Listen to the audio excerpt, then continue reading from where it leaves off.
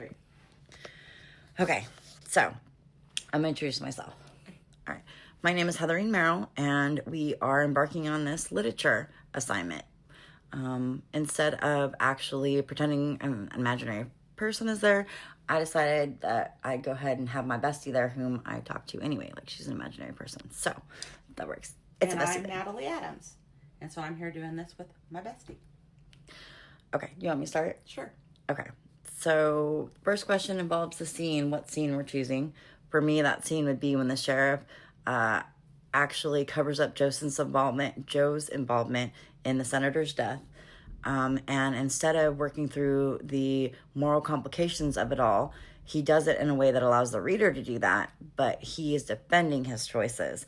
And I think probably the most lasting impression I got from that scene was when he actually breaks down the idea of pulling the spear from the neck of the senator and working through the concept of banking on the coroner's ruling as accidental because of the fact that he will not recognize these marks from this handmade object, to the point where he assures himself that the hurricane is going to cover it up. That's very interesting. Gave me kind of heebie-jeebies. Yeah, it did. Okay, what about you? What was yours? A scene that I found very interesting was in chapter 19 when Faye was relaxing, talking to Joe as he was working about her new love interest because she was being made to feel seen, heard, and important. And Joe stated, well, that's his job.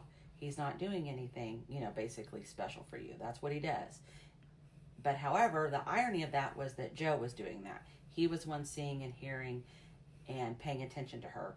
Hence, he saved her. He was the hero. If he wouldn't have been doing that, he wouldn't have paid attention to those details to save her.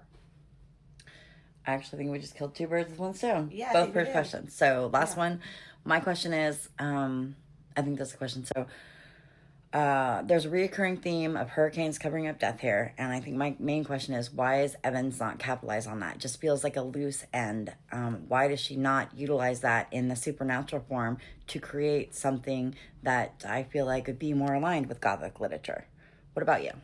A question that I have, and that's a good question you have, but a question I have too to add to that is, why did Evans work so hard to portray Joe as slow through the eyes of others, but directly contradict or provide contradictions of Joe being not slow, being in tune, intelligent, emotionally intelligent, and those things? I like that. Actually, that is kind of like a really good contradiction through the book. Okay, I think